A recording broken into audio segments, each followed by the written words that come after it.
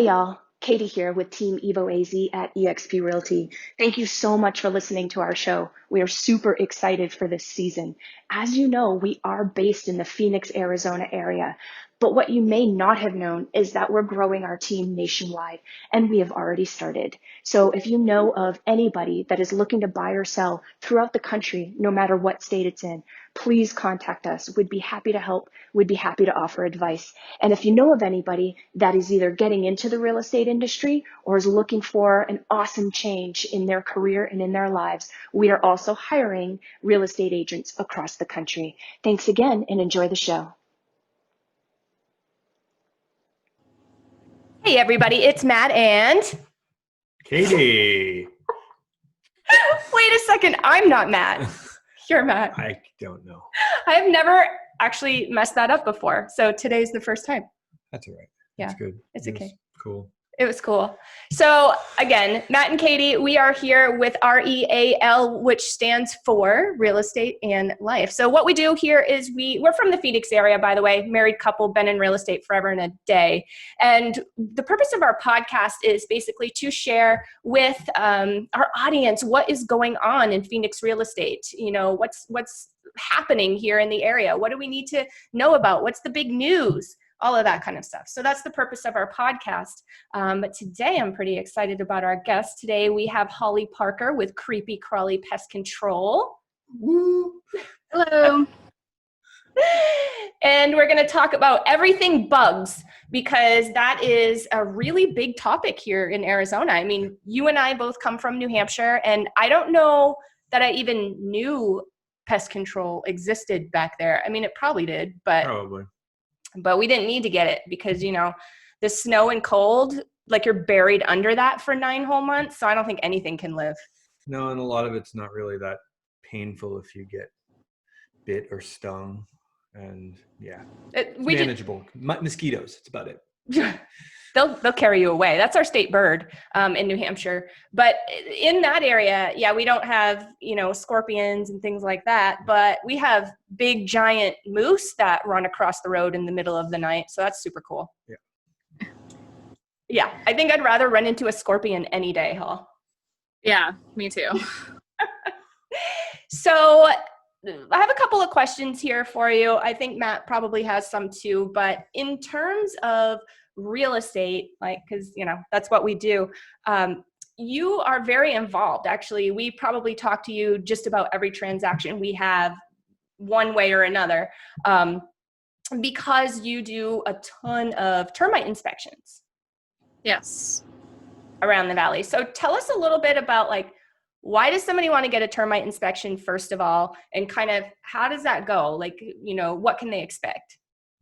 Yeah, you definitely want to get a termite inspection. There's 2 types of homes out here in Arizona, ones that have termites and ones that's going to get termites. So definitely want to get the inspection done. We're going to call out any past damage or any like future damage, I guess.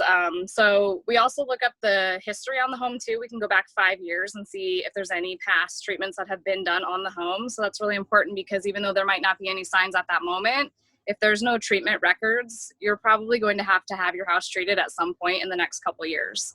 So that's really important to know if you're going to have, you know, anywhere between a $500 to $700 treatment. That's something you probably want to know when you buy your home. Yeah, 100%. And termites are a pretty big deal around here because it has to be recorded with, is it the state or the county? Yep. Or yeah. The state. Yeah, we have to file everything with the state. So every time we do an inspection or a treatment, it has to be filed with the state. Why? I mean, you don't have to file scorpions. Is it just because termites cause destruction? It's just because if we're applying a termiticide, the state wants to know how much we used and where we put it and all of that kind of stuff. And then the inspections, they just like to charge us money to file those. So of course. Gotta make money. Yep. So, and correct me if I'm wrong, but we have subterranean termites here, not Yes. the kind that fly around, right? Every once in a while, we will have some drywood termites. Usually it's from somebody bringing something down from up north that we'll find them, get transported down here. And then they do get into like patio posts and that kind of thing. So every once in a while we'll see that, but mainly it's subterranean termites. And and you have probably dealt with termite damage through the gazillion flips that you've done in your career, but from my perspective and what I've seen and experienced, I've never really seen a ton of termite damage. So explain me that. Like, are they really not that destructive, or does it just take a really long time? Like, how does that go? It really just depends on the conditions. So if you have like a water leak, or if you have like wood that's getting water damage, like the paint's peeled like on a door frame and the water's getting in, it's really moist, they're going to attack that. So really I see it on door frames, and people don't really notice it until you start tearing it apart. And once you start opening it up, there's massive amounts of damage inside that wood. And like I said, it just kind of depends on if that wood's getting wet and it's, you know, water damage, then they're going to eat all the way through that. But in general, like if they're coming up from, you know, down from your ceiling inside, they're causing very little damage inside there. They're just basically going across a 2x4 and then coming down. It's mainly on the outside where there's that water problem I was telling you about that they really do a lot of damage. I think we experienced that. Yeah, in our house. we've had I think just like Crawly said, it's not a matter of if, it's a matter of when. Yeah. And I believe, all the homes that, 99% of the homes that I've encountered have at least been treated or needed some sort of treatment or had all the signs there for their coming, like as far as faulty grades or like where moisture can get in and all that good stuff. Mm-hmm. So, yeah. Great point. I love that you brought that up, because the termite inspection that entails you telling, the buyer or whatever, what they have for conducive situations. And so the conducive situation could be a grading issue like you brought up. And that's something good for a homeowner to know, because that's not just a termite issue. It's really just not good for water to sit against your house and all of that jazz. Yeah, definitely a number of reasons. Yep. And that's something that you guys identify when you do the termite inspection.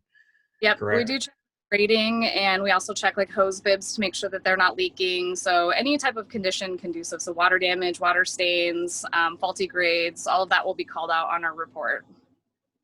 Awesome. What's a report run these days if I'm a buyer and I want to go buy a house?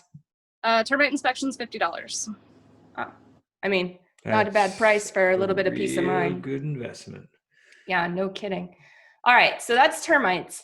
Tell me about scorpion inspections. So a lot of people out there in our audience, when I bring up the word scorpion inspection, they're like, oh my God, we never heard of that. Yeah. Who does that? And then I get to bring Holly in. She saves the day. So tell us a little bit about scorpion inspections, when you started doing them, why, and how that all goes. We started doing them about 2 years ago because I ran into a couple families, and it was on more than one situation where they purchased the home, they loved the home, they moved in, and they're getting 5 to 7 scorpions inside a week. I had one customer who, she picked up her coffee pot and there was a scorpion underneath like the pot. And so she was like, I can't deal with this. So she ended up having us out. We were going out at night, and she had probably 100 in her yard in one night. Oh my goodness. Like, I still would have bought this home. It just would have been nice to know that I'd have to pay, $1,500 or $2,000 to seal my home when I bought it. Like, maybe I wouldn't have remodeled that bathroom and I would have got the house sealed first. So that's what she just wanted to know ahead of time. It wasn't because then she wouldn't have bought the house, but just so she had that knowledge. So we started doing that because I had ran into that a couple times, and people were like, man, I just wish I had known. So we came out with the scorpion inspections. They're $125 if you order that just by itself. But if you combine it with the termite, then it's $125 for the termite and the scorpion inspection. Oh, so you get if you order both, you get a discount. That's awesome. That is awesome. And so let's talk a little bit further about what you said in there about, hey, it wouldn't have necessarily deterred me from buying this house, but I would have been able to sort of plan my budget a little bit better. And you mentioned home sealing. Now, Matt and I are fairly familiar with that because of you. Thank you, because you sealed ours. Yes. But what does that entail, and why is that helpful? And do you find that severely cuts down on the amount of indoor scorpions? Yeah, absolutely. So you can't 100% seal a house. Like, it's just not possible. You've got so many different factors between like the roof line and tile roofs and stuff like that, but you can get pretty close. On a stucco home, the main entry point is going to be that J molding on the outside. So we go through and we seal all of that up. We screen all of the holes. Like, you still have to let the stucco drain, so we don't like, completely seal that, but we stuff it with screening so that it can drain and it's also sealed. So stuff like that. We go all the way around the house. I show up with a crew of about 4 to 5, and we're there for 2 days for hours, just sealing up everything on the outside. And it does help. Like I said, you can't 100% seal a house. So if you find 1 or 2 inside over like a couple years, that's great. You don't want to find 5 to 7 inside every week. So Yeah. fine with like regular pest control. It is your number 1 defense against scorpions. Yeah, and it's really made a big difference for us. Yeah, absolutely. Well, peace of mind, that's the biggest thing. You know what I mean? I think a lot of people kind of look past it and they don't think it's a big deal until they find out or find that scorpion in the house. And usually you don't find that scorpion in the house until conveniently, like right before you go to bed. So therefore it So then haunts you don't all sleep. night long. Yeah. And yeah, so that's, I think it's really important, especially if there is some concern. And like I said, for $125 to have your house, to have that explored, yeah, it's worth its weight in gold. So yeah, totally. And then if somebody wanted to get a home sealing, is that like a flat price, or how does that work?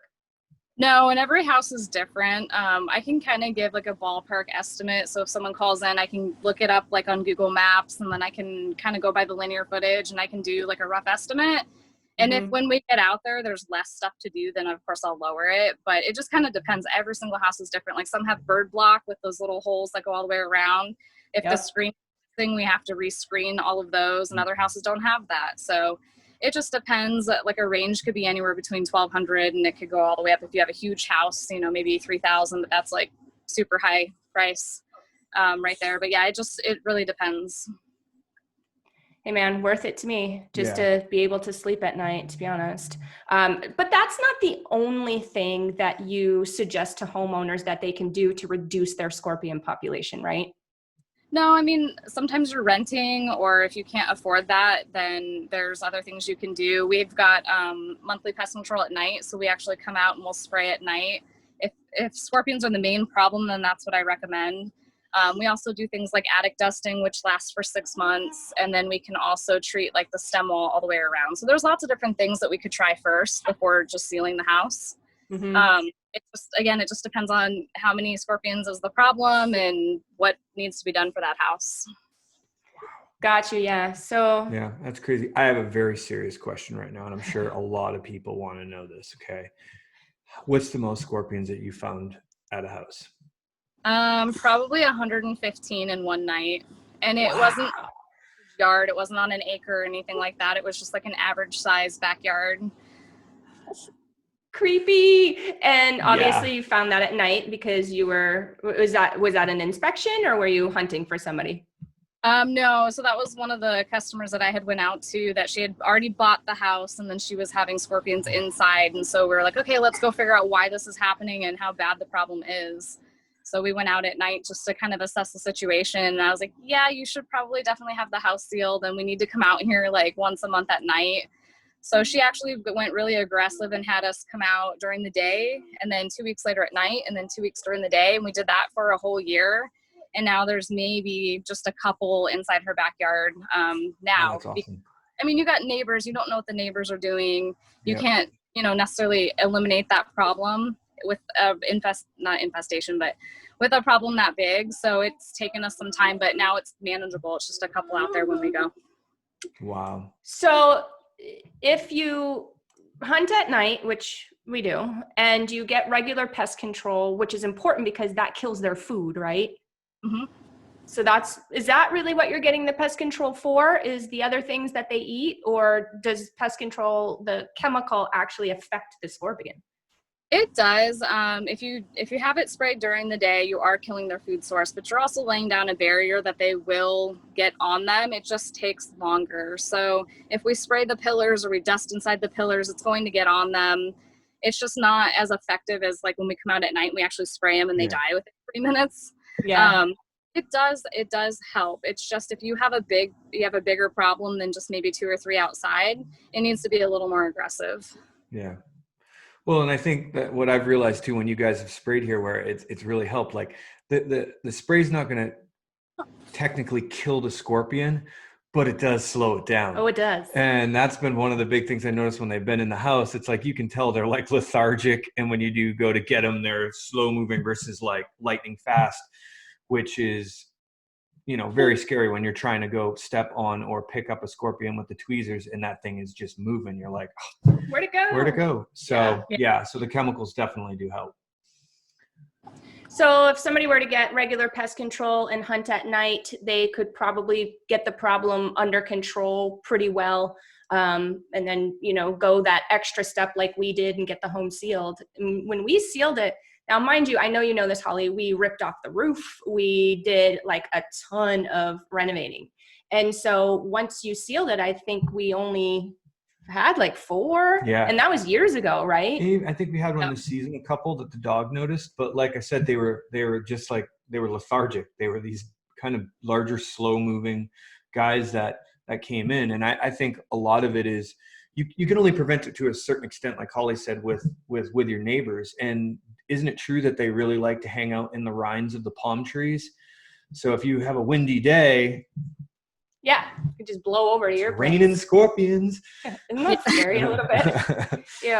I think the one that we had several months ago now, came in on the dog or came in that door or something, because doors have to open, so you can't 100%, prevent everything.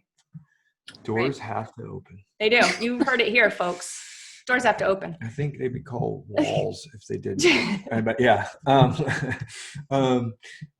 Anyways, moving on. So I have to know, I know that you had one like last year or something.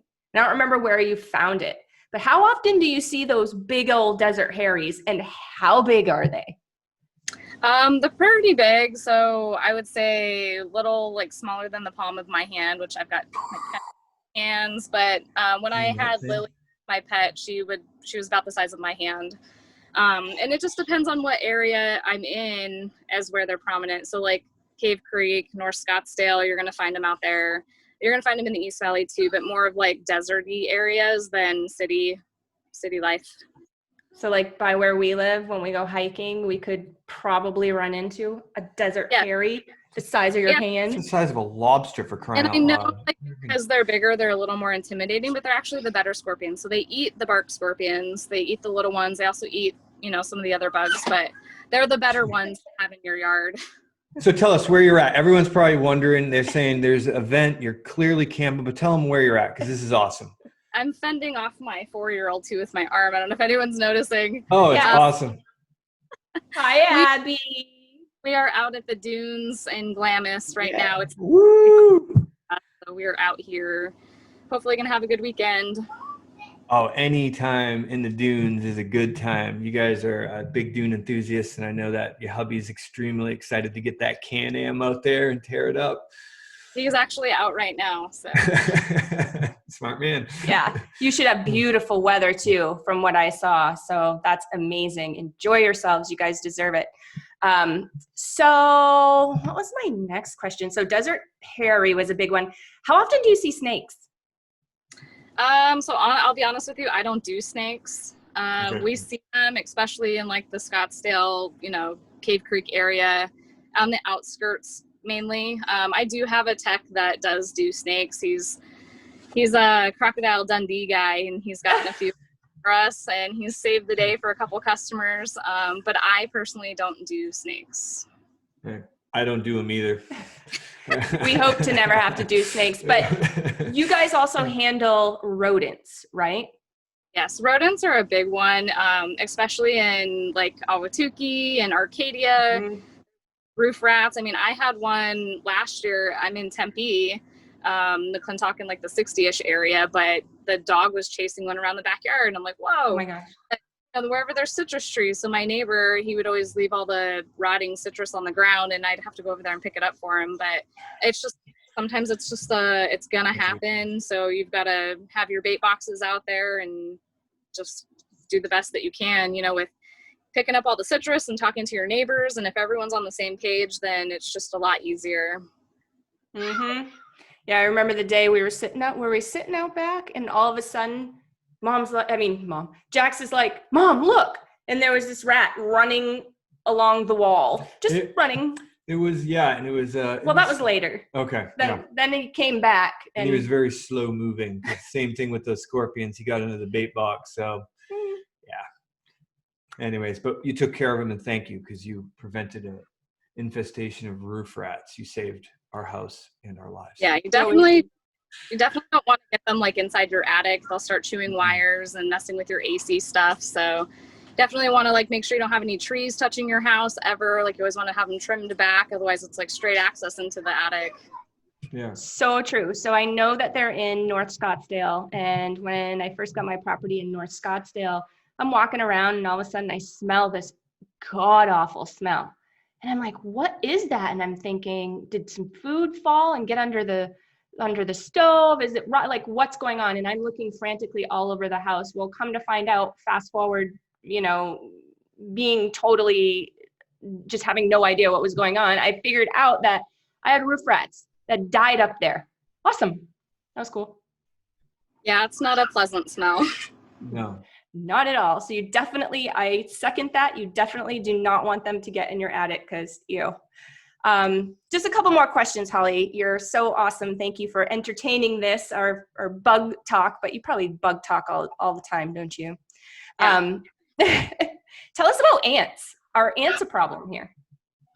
Ants are a problem everywhere. So surprisingly, ants are the #1 pest in the United States. All the way across. Yeah, so they're huge. They're underground. They build these massive colonies. So they're everywhere, and it seems there isn't really an ant season all the time. They come inside, they're outside. There's probably 1,000 different ant species. So some common ones that everybody knows are fire ants, and then you have your typical black house ant that come inside your kitchen. So there's just a lot of ants. And so what would one do to prevent that from happening? Just regular pest control and you're good? Or is there anything else that they should do? Like don't leave out sugary syrup sitting on the counter or something? Sometimes it's not even the issue. They're still going to come in looking for food, whether there's sugary stuff inside or not. But yes, regular pest control. And then a new colony can move in anytime. So as long as you're having that regular pest control, it'll get baited. Or if you're having a problem, just to have us come out and just treat for the ants, but they can be tricky. And so sometimes it'll take a time or two. There's lots of different baits too. So it's just kind of tricky with ants, but yeah, so you could get rid of your ant problem now, and then in a month from now, a new colony is moved in and you might start to see a new anthill that pops up. So it's kind of a continuous like treatment thing that has to happen. Well, that sounds fun. Yeah. How about spiders? Tell me, like, I mean, obviously we have black widows. We know that those scare me. I've been bitten a couple of times. But what other spiders besides those are an issue here? We have lots of spiders here. We have wolf spiders. Those freak people out because they have, 50 babies on their backs.